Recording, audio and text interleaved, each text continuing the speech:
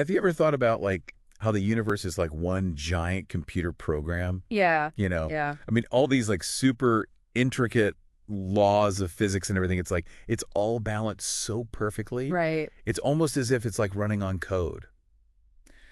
So get this, in this deep dive, we're going to be looking at some excerpts about the Islamic perspective on creation.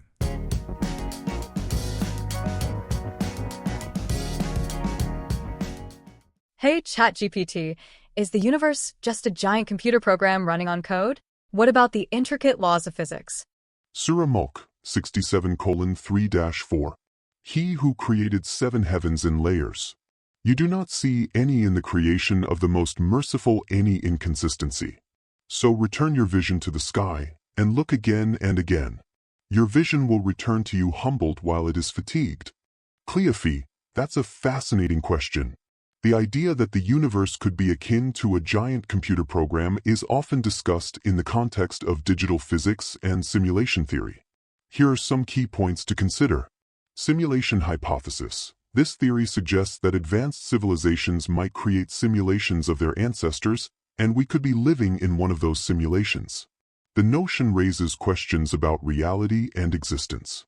Laws of physics. The intricate laws of physics, such as gravity, electromagnetism, and quantum mechanics, provide a framework that governs the behavior of matter and energy. If the universe were a program, these laws could be seen as the code that dictates how the simulation operates. Mathematical universe hypothesis. Some physicists propose that the universe is fundamentally mathematical in nature, where physical reality is an expression of mathematical structures. This aligns with the idea of a programmed reality. Philosophical implications. If the universe were a simulation, it raises profound questions about free will, consciousness, and the nature of reality itself. While these ideas are intriguing, they remain speculative and philosophical. Current scientific understanding does not provide definitive evidence to support the notion that the universe is simply a computer program. Nonetheless, it invites deep exploration of the nature of existence and our place in the cosmos. Jack and Wilson, thanks very much for enlightening us with a detailed analysis every time. Now the floor is yours. So get this, in this deep dive, we're going to be looking at some excerpts about the Islamic perspective on creation. Okay. And get this, the parallels to like modern day programming are mind-blowing. It is really amazing to me how, like, these ancient ideas still resonate with our understanding of the universe today, you know? And for me, what was so striking was that image of God actually using a pen Right. to create the blueprint of the entire universe, like an architect designing every single little detail. Yeah, exactly. Yeah. It's just like before you build anything, you got to have the plans all laid out beforehand. Right. And that makes you wonder, right? Yeah. Does that mean that our destinies are like preordained? Mm-hmm. Or, do we have the power to like write our own code as we go along? That's a question that's been around for centuries. Philosophers and theologians, they've all been wrestling with that. Yeah. But this idea of a blueprint, it definitely points to like a level of planning. Yeah. And a forethought in creation. Yeah. Think about how intricate like a city is. Right. The structure of a city. And it's all designed with a purpose, with intention. Yeah. And maybe the universe's complexity, it's a reflection of that same level of design. Okay, so we talked about the universe as a whole, but then the source, it goes on to talk about how like each creation has its own memory chip. Yeah. Like storing all its actions, all its experiences. Right. It's almost like a cosmic record of our existence. Yeah. Does that tie into how Islam views divine knowledge at all? Absolutely. So like divine omniscience. Okay. In Islam, that means that God is aware of everything, every single detail, Right. every little thing. So it's almost like each of us has our own unique code. And then every single action we make, every thought we have, it's all being recorded.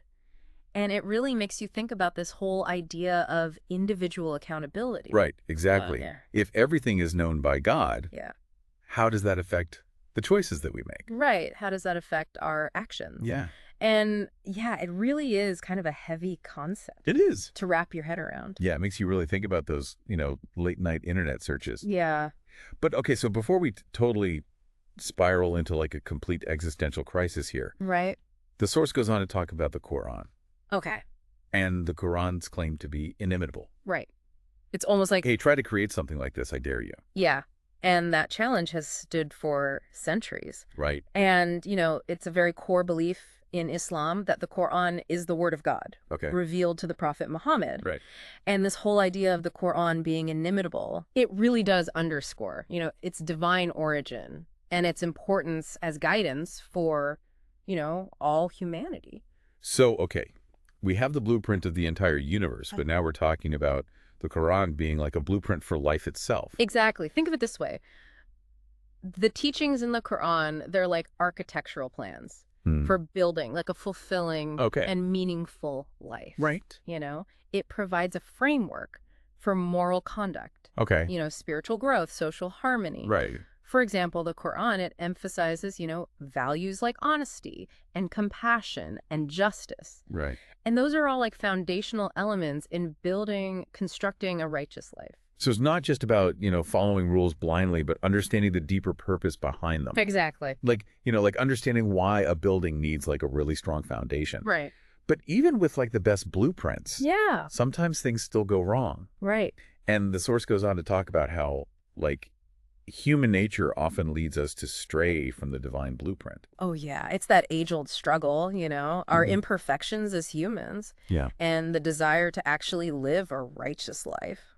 Right. And that's where this idea of free will comes in. Okay. We have the capacity to choose our actions, even if those choices, they deviate from the blueprint. But if we have free will, wouldn't a lack of guidance just leave us totally lost? Right. Like, why do we even need a blueprint in the first place? Right. That's the paradox, isn't it? Right. We crave freedom, but we also long for that guidance. Imagine, like, you're given this really powerful tool, like a 3D printer, and you can create anything with it. Right. But you have no instructions. Okay. Yeah. You're just kind of like left to figure it out on your own. You might, make some cool stuff. Yeah. By trial and error, but you're also going to make a ton of mistakes. Right. You might even like break the machine. Right. Exactly. So the blueprint, or in this case, the Quran, it offers a way to harness that power of free will. Yeah. Without getting totally lost. So it's not, so the blueprint's not taking away our free will. It's actually helping us to use it more wisely. Exactly. Right. That makes a lot of sense. But then the source also mentions free will being this like really heavy burden. It's almost like having all these choices isn't always such a good thing. Think of it this way. You're like an architect designing a skyscraper. Okay. You've got all this freedom to choose the materials, the layout, the style. But with that freedom comes a lot of responsibility. Right. You got to make sure that building is safe, that it functions the way it should, that it's beautiful. Right. The burden is that your choices really do have consequences. Right. And not just for you, but for everyone who's going to use that building. Right. Yeah, I'm really seeing the connection here. Yeah. So, free will isn't just about like doing whatever we want. Right. It's about understanding that our choices have weight. And striving to make those decisions. Yeah, that align with the blueprint. Exactly. And that's where the Quran's emphasis on daily practices really comes in. Things like prayer and fasting and charity. These aren't just like, rituals. Right. They're tools to help us stay connected to the blueprint. Yeah. They're reminders of our values. It helps us to, kind of refine our moral compass. So it's like having regular check-ins with the architect, making sure we're still on track with the original design. That's a great analogy, yeah. Right. It helps us to recalibrate, to course correct. Yeah. Because we all inevitably stray from the blueprint, and it gives us a sense of grounding, a sense of purpose. Amidst all the complexities of life, right. It's, regularly updating the software on your computer. Right, exactly. To make sure it's running smoothly and efficiently. Yeah, that's a great way to put it. This whole conversation about blueprints and programming, it makes me wonder. Yeah. If the universe really is like this giant computer program, right. What does that tell us about the nature of its creator? That's a question that's fascinated people, forever. Right. It's a question that each of us has to wrestle with on our own. But maybe the journey itself is kind of the point. Maybe it's not about arriving at like a specific destination, right? But about, the process of creation, of learning and growing, and adding our own like unique code to the story of the universe. So it's not about finding all the answers. Right. It's about embracing the mystery and just continuing to explore. Exactly. Just like a really skilled programmer. They're always learning new languages, they're developing new skills, Right. pushing the boundaries of what's even possible.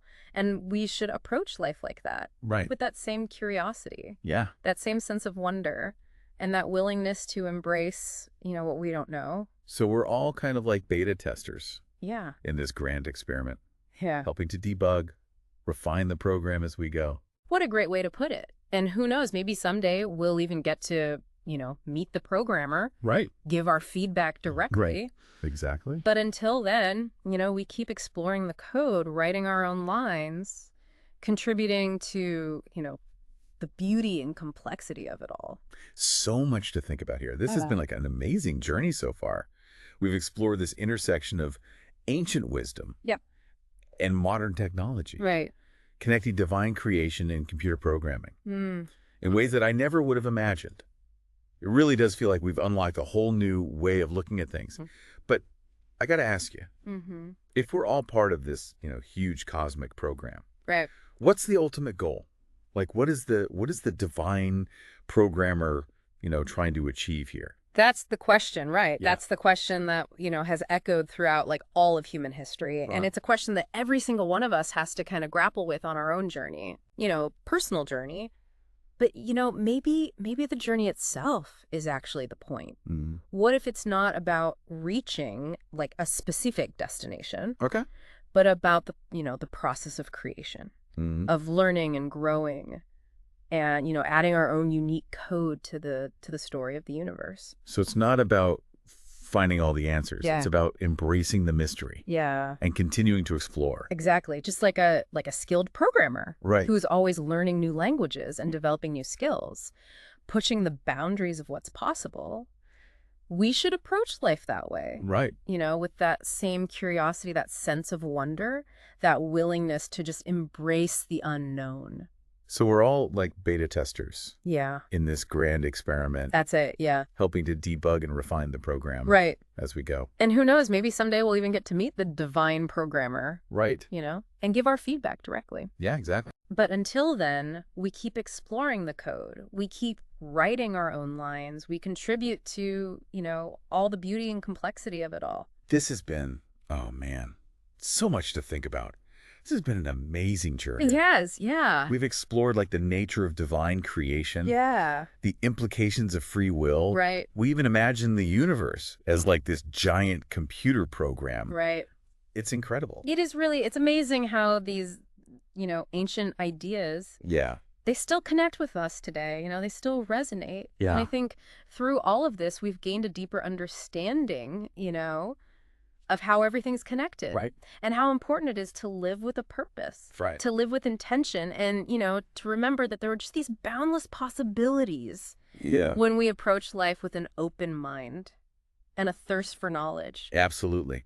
So to all our listeners out there, if this deep dive has sparked your curiosity, don't let the exploration end here. Right. Keep asking questions. Keep seeking knowledge. Keep writing your own unique code Exactly. in this grand program that we call the universe. Because you never know, Your code just might be the key Right. to unlocking the next big.